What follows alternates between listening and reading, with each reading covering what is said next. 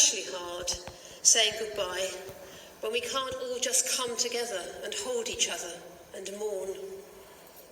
So let's take a moment to think of each other, the few of us here in the crematorium, those of you watching from your own homes, and also others who could not do either, but maybe taking time out to think of John and all he meant to them and to be sad.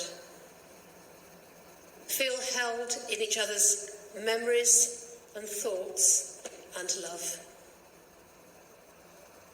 The family would have loved to have had the ceremony with you all at John's home, so instead they invite everyone to join them later on Zoom, where they will meet with you to hear your memories and share a glass of wine. They in John's home, you in your own. Home, where the heart belongs and the door is always open, where warmth and food and a place to rest can always be taken for granted, and where, above all, love is given and received with equal and eternal measure. John's home, where he has always been at the heart of his family, and where he and Liddy welcomed and nurtured family and friends. We think today also of Liddy and her family. Liddy died a few days ago, and her loss is felt by many who knew and loved her and John. John Leslie Yorath Sanders, loving and kind, skilled and creative, introverted, yet also a teacher, a craftsman and a very successful diplomat. John was, say his children, liberal-minded, highly ethical and an adventurer. He loved to travel. He relished a long relationship with Arabic culture, language and traditions. He took his family to some of the stunningly beautiful places he loved, and they were grateful that he used his excellent photography skills to record some of these adventures for them to keep. Sailing and making things, gardening and watching and listening to birds, John's life was rich and varied. He lived a good life. He worked hard, enjoyed a long and happy retirement, and helped to raise a loving family, every member of which he was immensely proud of. Chris has gathered thoughts and memories from the family and is going to share them with us now.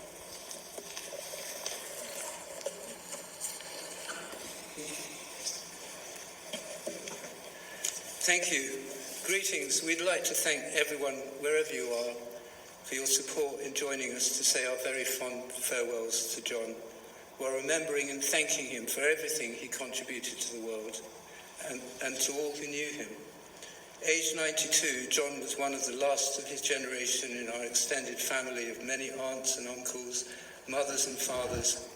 We were lucky to have him in our lives for so long. As his children, we were especially blessed to have John as a wise, kind, generous and forgiving father. John lived 92 special years through hard times and good, a world war and massive social changes. Politically a liberal at heart, he was an optimistic, positive thinker. He accepted change as part of life, but in recent times he became greatly concerned for the future of the younger generations. He was always interested in what was going on in the world, often aghast at the madness and badness capable of some members of humanity, but never a hater. After listening to me railing against the evils of the world, he would jokingly remind me, with a twinkle in his eye, to remember that the family motto was Nil bastards carbora didium. He would always say it in Latin. The English translation is don't let the bastards get you down. One of my last memories of John is his request in hospital for a newspaper. I want to see what's going on in the world, he said, and then avidly read the latest news for the last time.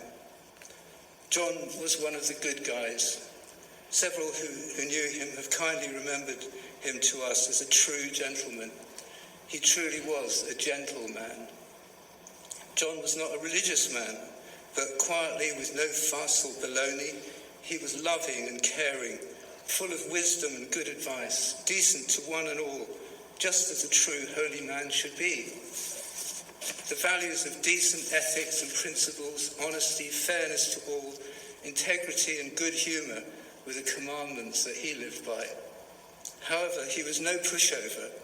John was absolutely brilliant at writing very strong and scathing, yet devastatingly polite letters of complaint to any organisation or bureaucrat that did him wrong. He usually got his way. John started life as a Lewisham boy, born in Catford, London. As a child, he watched Crystal Palace burn. He went to a public school called Cranley. We don't think he was especially happy there, as he later swore never to send his children to a public school. We will always be grateful that he kept that promise. At school, John absolutely shone in languages. He was a born linguist.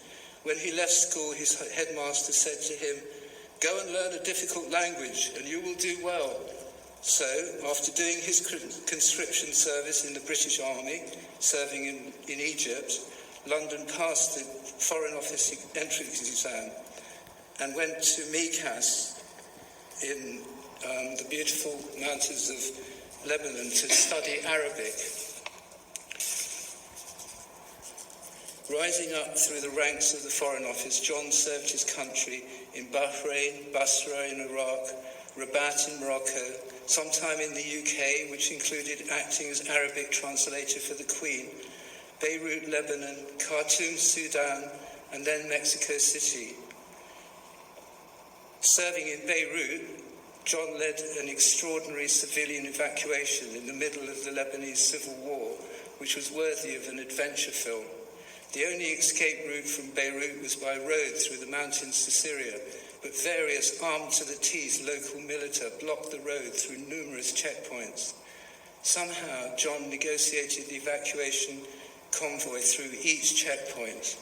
Apparently, the militia admired the fact that this determined Westerner spoke such excellent Arabic, and the evacuation was successful. An idealist, as many of his generation, John was proud to be a public servant serving his country. He put his life on the line more than once. One of the funnier moments in his career was when a huge cake made of many cheers and vast quantities of icing were given in honour of the Queen's birthday by a head of state, but it turned out to be completely rotten inside. The embassy could not throw it away as it was so big it would be noticed and possibly cause a diplomatic incident. John and a colleague had to go out in the dead of night with spades and bury the cake on a deserted beach. Thankfully, they did not get caught on suspicion of murder. John ended his Foreign Office career as the British ambassador to Panama, where he served for several years before retiring. After refusing a very lucrative job offer from a despotic Gulf state, John went back to college in London to retrain as a professional furniture restorer. John and Bridget then lived happily in the Lake District near Coniston Water for many years, while John operated a small furniture restoring business. When Bridget started to suffer ill health made worse by the damp climate in the Lake District, they moved to Westwood Ho by the sea in Devon. It was their last home together. Later, John became Bridget's faithful carer for several years as her health declined until her death in 1999. This was not an easy time, but thankfully, this sad event was not to be the end of happiness for John. Through various magical twists of fate, too complex to describe now, a second love story was in the making. A leap year came by, when by tradition a woman can propose rather than a man.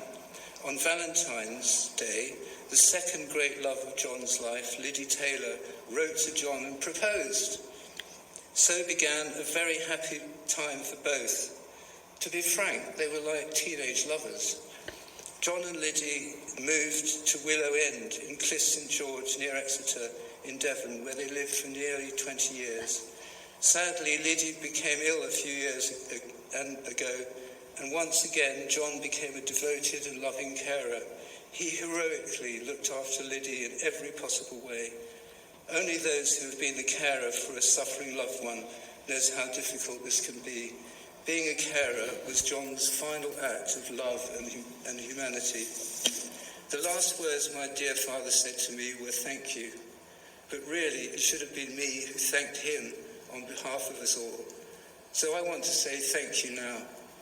Thank you, John Sanders, diplomat, carpenter and furniture restorer, a very good photographer, faithful husband, lover and loving carer, wise father, uncle, grandfather and great-grandfather.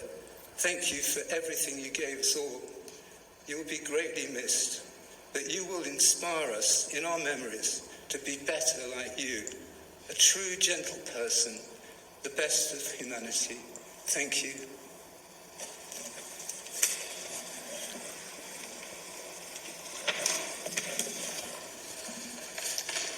Thank you, Chris. That was really lovely. A lot of work drawing memories of a wonderful career and a wonderful family man too.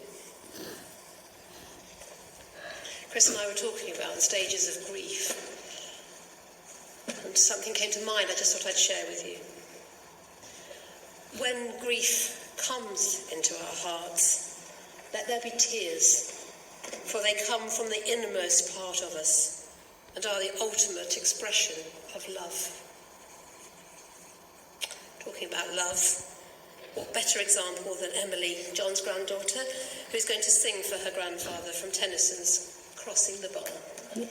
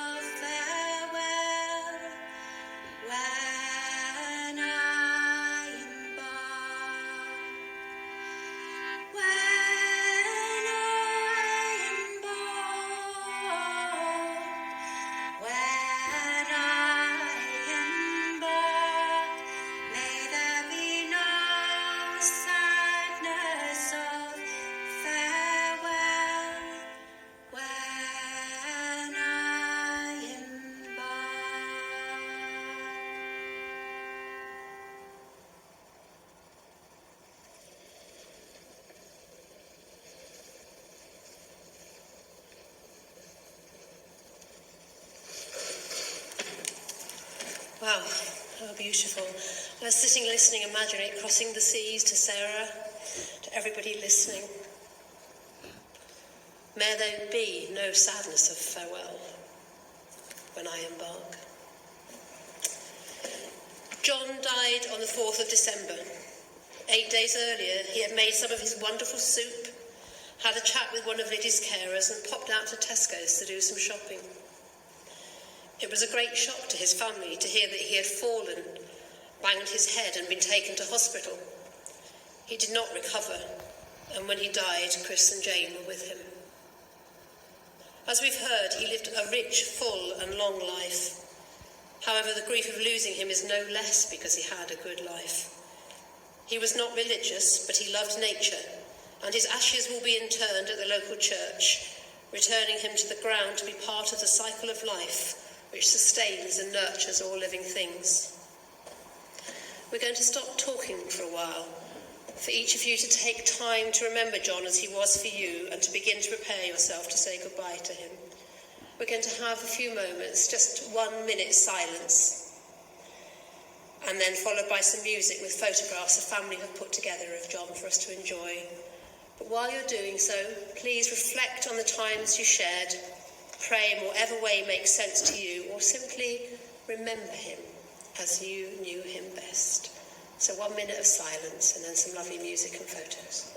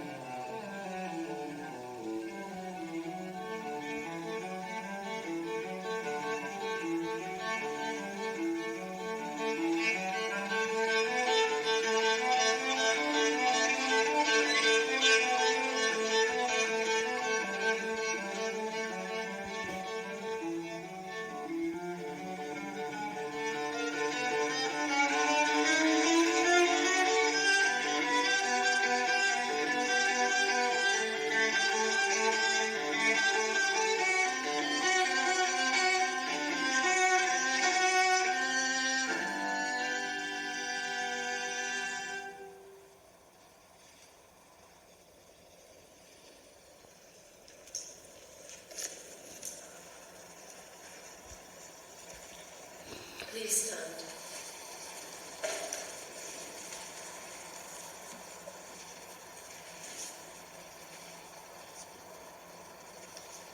We have now come to the time when we must say our farewells to John's loving and warm presence on the earth. It is a time to let him go. To everything there is a season, a time to be born and a time to die. We say goodbye to John and give thanks for his life. John, we thank you for all the love, the fun, the happiness and companionship you brought to us all, for the wonderful time spent with you, for the caring and experiences you have brought to our lives. The ripples of your love and life will continue to live on in us all. And now, with sadness in our hearts and inspiration for having known you, we let you go. We send you off with gratitude to rest in peace. You take with you our love, and we will miss you always. Deep peace of the running wave to you. Deep peace of the flowing air to you. Deep peace of the quiet earth to you. Deep peace of the shining stars to you. And deep peace of the gentle night to you. Please sit down.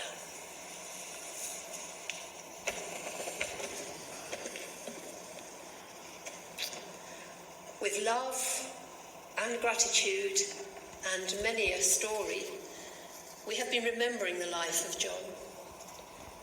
There will never be anyone else like him, and life without him will never be the same again.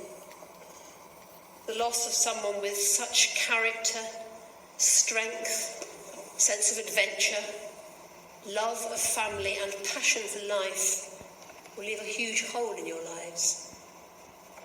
Letting go isn't easy, but it is important to allow yourself to let John go and find your own peace without him. He will always be a part of you, and what I've been told, he wouldn't want you to remember him in sorrow, but rather in love, and with a smile and with a life well lived. Indeed, a life lived to the full, as did he. When you enjoy times with your family or friends, travel to or walk in beautiful places, nurture your garden, make your own bread, wine, admire beautifully crafted furniture, or live the way you believe is right, think of John. He lives on in you all. Keep sharing your memories and talk about him often. And this is just the beginning for today. Remember to join everybody on Zoom and share stories and your memories and raise a glass of wine together later on. Okay. It's the end of our ceremony now. As we leave, we're going to listen to Handel's Messiah, a glorious, uplifting goodbye to John.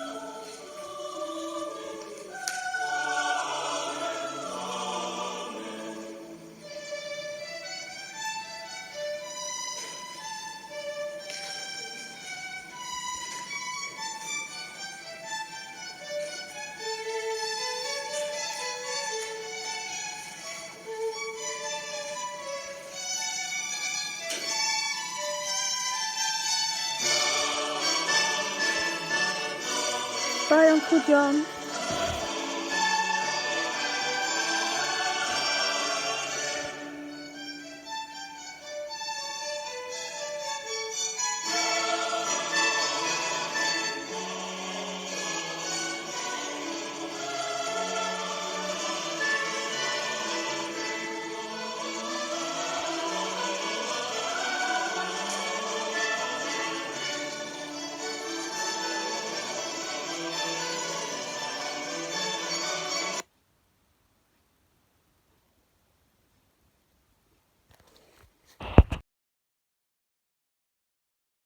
looking at his plate and surprised at how very slowly and methodically he was eating, very precisely removing all the skin from all the tomatoes and the fat from the bacon slices.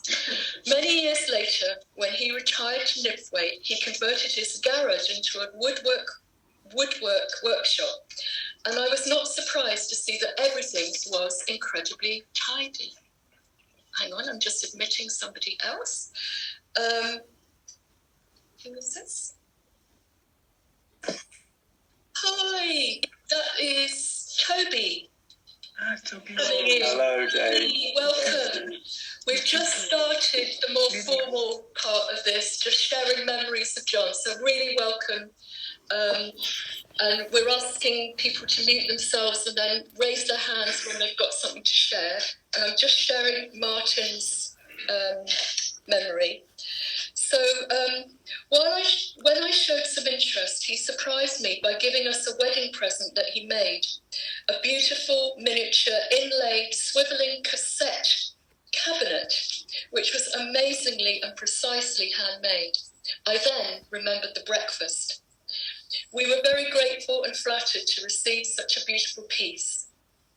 We saw him in Exeter last year and found him as sprightly, intelligent and warm as ever.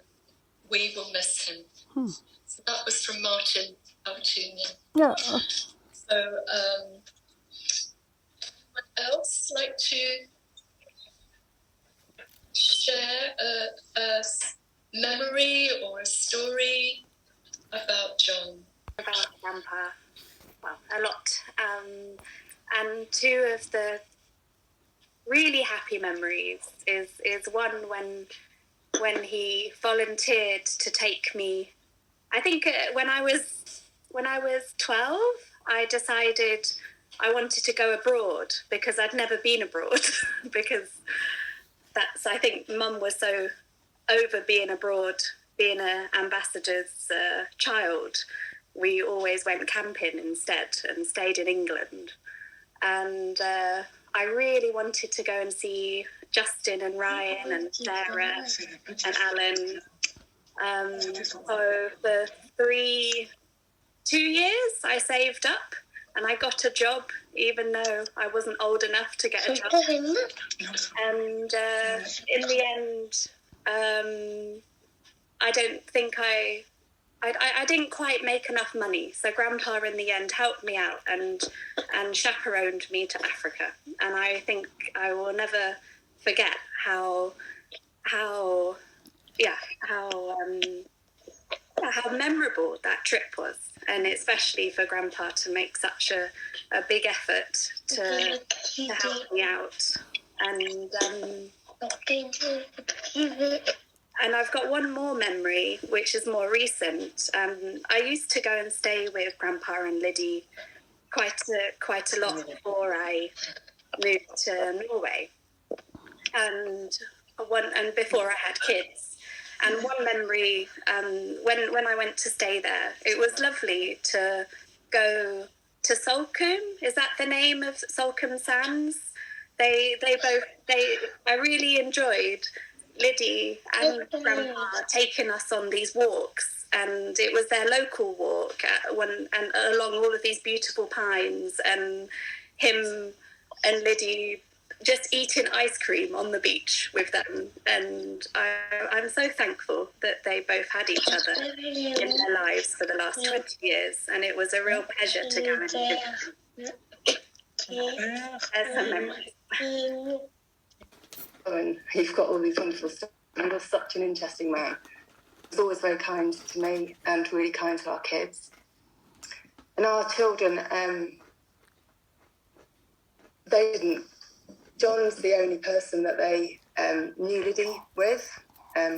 We found out that I was pregnant just after Henry died. So he was a grandpa figure to them. And they've written something they want me to read because they don't feel they can. So I'm just going to read this to you. We all thought of John as a grandfather figure and loved him very much. He was always interested in us. We also saw how much he loved Liddy, and their relationship was a lovely thing to feel included in. We were so much looking forward to seeing him with Liddy that first weekend in December. We'll miss him too, as well as Liddy. So I'm also going to switch off now.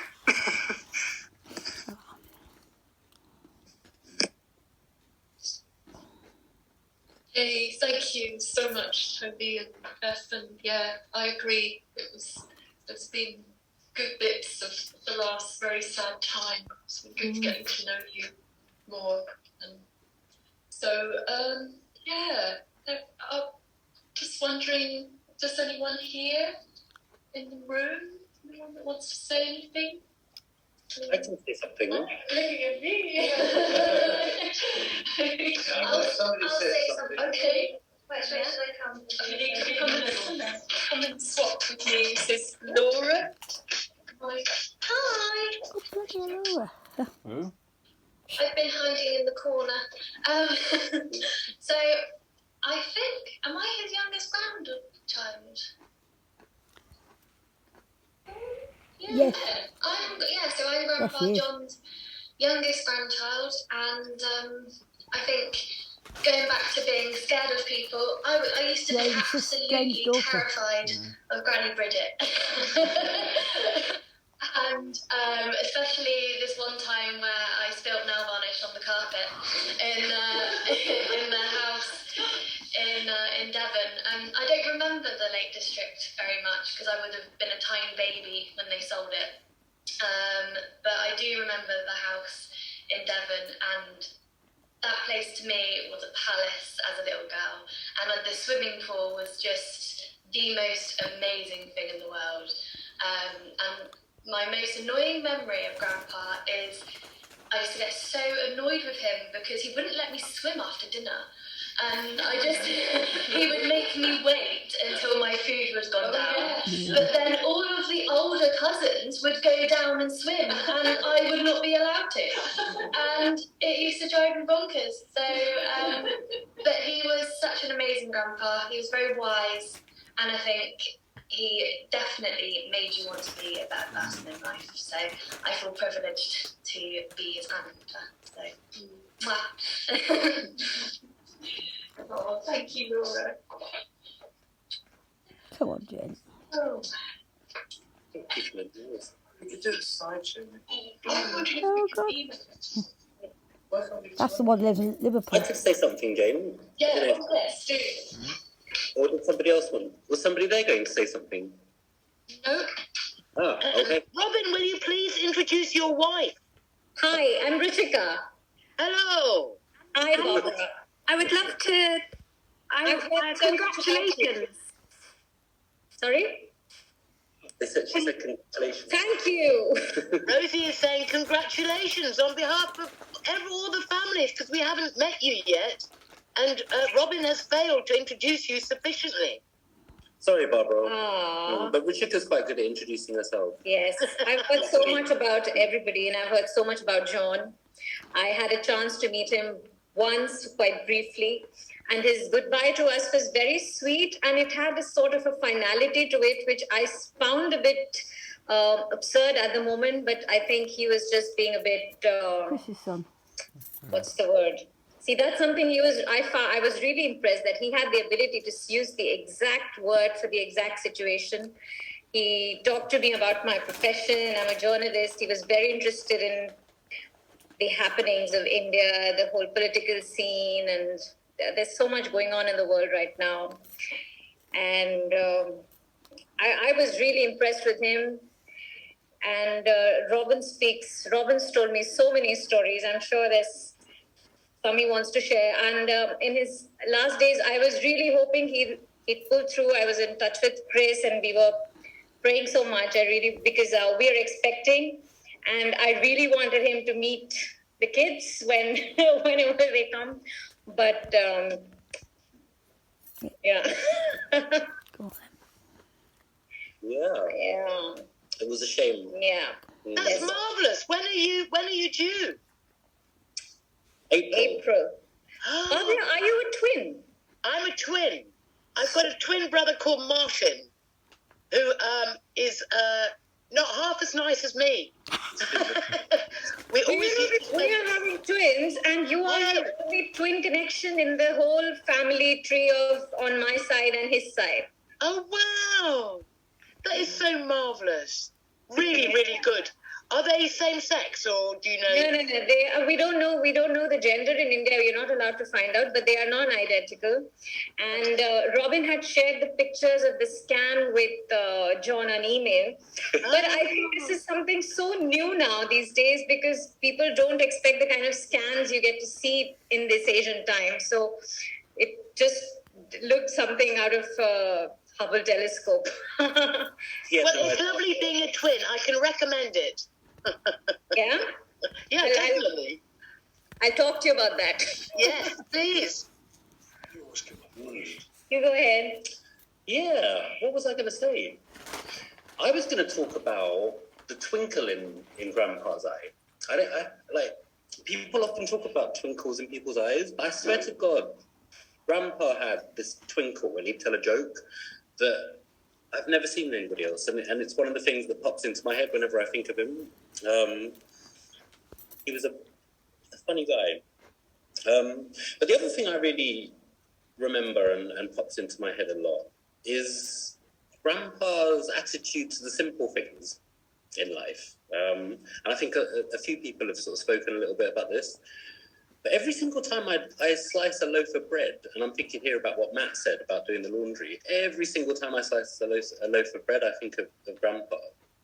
Yeah. Because I'm a very impatient person. I'm not a careful person. I'm not the kind of person that spends, a long time doing things. And I remember him watching me destroy one of his homemade loaves of bread once. And just sitting me down and just saying, look, this is how you slice a loaf of bread. And it seems like a really small, insignificant little thing, but actually it was a kind of big life lesson for me, and it's one of the things that actually taught me how to approach certain things in life with a bit of patience and see the value in the simple things and doing things slowly, and it stuck with me.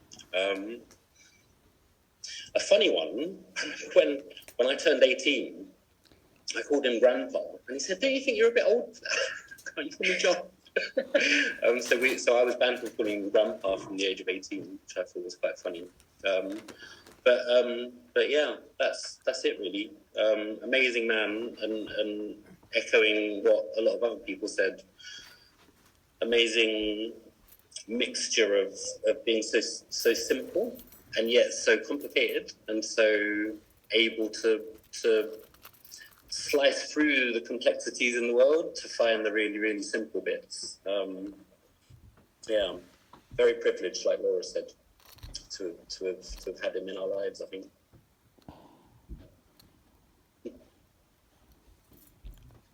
Thank you, Robin. It's a lovely story, and I also think of him when I slice bread as well. I've got that as well. Oh, yeah. So, I think maybe... I think of him when we make rice. Yes, me too, Sarah. Oh, God, Me yeah. too. always. And it's 7 minutes. Oh, yeah, I remember him boiling rice. And bacon bread as well. He taught me how to bake soda bread. So he's a very precise cook, and that's not what I got from my mum. I definitely learned preciseness from Grandpa. That's true. Remember, Grandpa used to make us not open the Christmas presents until after dinner, which I thought was cruel. I do that now to my kids when we're in England. I'm passing it on. Yeah. Yes, you're right. Oh. He never told me to not stop calling him Grandpa, Robin. I know. I think it was a boy thing. It was a boy thing. Yeah. I remember he sent me a letter saying that too. Really? And I might have just ignored it.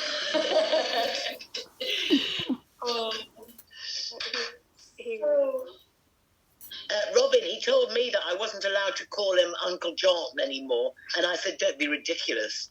Carried on. Obviously. Of course we did, And yeah. I also remember, I think he knew Robin and Justin and Ryan would steal their alcohol Oh, yeah. and top it up with water Did he? I don't remember. Yeah, or Rowena as well. But he let us all get away with that. Yeah, I remember that. I never did that. Yeah, you did. Oh, Yeah, sadly, we don't have as many of the special memories that the rest of the cousins have, being so far away in South Africa. And hearing everybody today, I am quite envious that everybody had the time with him. And like George was talking about, being able to sit and listen to all of his stories. I never had that, and sadly, I never will. But thankfully, I have some of his face. So Yeah, you do. And we'll look forward to the wisdom, the life story as well, listening to his recording. Thanks, Barbara. Barbara, how do we access that recording? I could send it to you. Barbara, you're muted. Barbara, unmute. She can't unmute. Sorry. Rosie, I have to tell you, I don't have your email anymore. One of your former emails bounced back the other day when I was trying to reach you. And I tried to reach you too, so I'll exchange emails with Mum. Be nice to chat with you again. Exactly. You should know that, it should be available to everybody. Do distribute it to as many people as possible once you get a copy. I think I sent it to all of Janie's family and all of my family, and I think... No, you didn't. I never got it. To you? I never got Where it. has Andrew gone? I don't know. But I've got it. We've got it. So anybody wants a copy. Definitely send it to Asadur and Rahel and everybody really. Yeah. It's meant to be what it is. But also talking about familiar, like with Justin looking so like I know. older, younger grandpa. I think Oog and Peter look like grandpa too. I can see it right now in them. Oh, Oog. Oog. Barbara talking to Oog. Good to see you, Oog. I know how fond he was of you and you all. Anybody else want to share anything before we finish? I wouldn't mind saying something. Just that, because Barbara, you said that I should ask Grandpa about his life and try and get some other bits, because he was. And I just thought I'd share. I did have rung him up a few times over the last few years to get a few more, to just ask him a little bit about his life. And one actually, I had a lovely conversation with him in this room, and I said, if there was a place that you would return to out of all the places you've been, where would it be? And he said that he loved Panama, and it was such a beautiful country. And he told me a memory of a day, and I'm sorry because he would have told it very precisely and I don't remember all the details, but there was a day when him and Granny were told about this big event of birds coming to fly over Panama, and they went up into the hills and took a picnic, and they lay on their picnic rug and for hours just watched these huge flight of birds of prey coming over. And he loved Panama, and I was really pleased to hear that memory. And he also, the last time I spoke to him, he told me about the day that he proposed to Granny, and he told me very quietly. I was holding the receiver really close because I was trying to make out everything he was saying, but he was just told me not much about it, but it was this temple in Syria that I think Chris knows the name of, perhaps. Yes, I can't pronounce it. Cinnamon. It's where this saint sat on top of a 60-foot pillar for over 30 years to be near a god. And it was an amazing church near Aleppo in Syria. It was actually built on top of a previous ancient temple. I think that might be Saint Simon. Yeah, that's it. Saint Cinnamon. Simon. It's the Arabic word for Simon. Simon. It's a lovely, lovely spot. We've been there too. Have you? It's interesting, Emily. When John tells the story about proposing to Bridget, to Auntie Bridget, he makes it very clear that both of them were really knowledgeable in their own precipitousness, if you see what I mean. You know, they both felt that they were behaving in a very uncharacteristic way, but there was nothing they could do to stop themselves doing it. They really wanted to get married, and for them it was a very risky step in the dark. I mean, obviously, as we know, it was hugely successful, but at the time they knowingly did that. Amazing. Oh, well, it was obviously a memory that he treasured, and I felt really it's something that's stuck in my mind over the last couple of weeks as well. But yeah, so what a wonderful grandpa. So I'm sure some of you probably need to go. Is there anything before we go? Any last things to share, or I think we'll send people anybody that wants to be people that saw the service, and we understand that the slideshow was not very clear. So I'm very happy to email that to anybody who would like a copy. So yeah, just jog me if I haven't done it within a few days. I'm really happy to do that. And it's just so wonderful to see you all and to have this time together. So thank you. It's been really, really special. But I just want to open the space for any last words before we close. I have one last thing which I will always remember, which was actually what Liddy said, because I was on my way to see Grandpa after not seeing him for 3 years. And that's the day before his brain bleed happened. And because of COVID, I wasn't able to go into the hospital.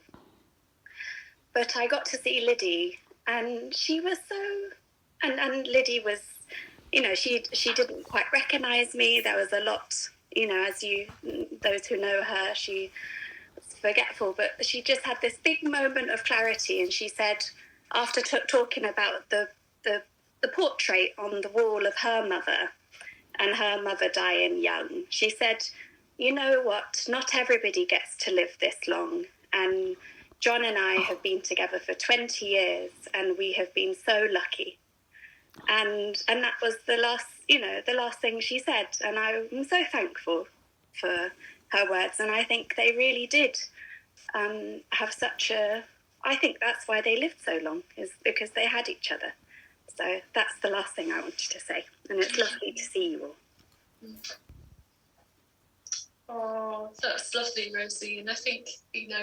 Yeah, well, I think we'd all echo that. We're all so grateful for all the, you know, the 20 years of sort of, you know, love and companionship. And in the later years, the way John was so brilliant at looking after Liddy. But everyone you speak to, whether they're sort of family or even just sort of people that helped John maintain Willow End, they all thought so highly of him. I think it's it speaks volumes, really, doesn't it? So, well, thank you, everyone, and hope to get a chance to talk to. So I'd love to chat to you, Francis, sometime. It's been too long, and everybody, you know, and Erica, thanks for you both getting up so early in the morning. Thank you to George for feeling in from Mexico and India and Norway and London and all over the place. So just it really helps. It really helps us on this day. It's been really comforting to have all of your memories. So thank you. very, very much. Do you want to say anything, Chris? Finish? No. Thank you. Thank you. Thank you, Jane and Chris and Sarah. Thank you so much. Thank you. Thank you. Thank you, everybody. Thank you very much. Lovely to hear Bye, from everybody. everyone. Bye. Bye. Bye. Bye. Bye-bye. Bye-bye. Bye. Bye. That's it.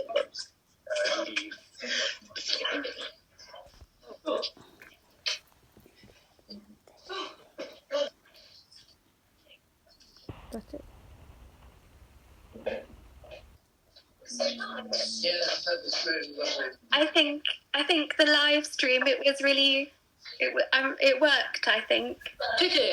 Was it okay? Yeah, it was. Slideshow. The slideshow, but because we'd watched it before, Yeah, you did, but there's a lot of people.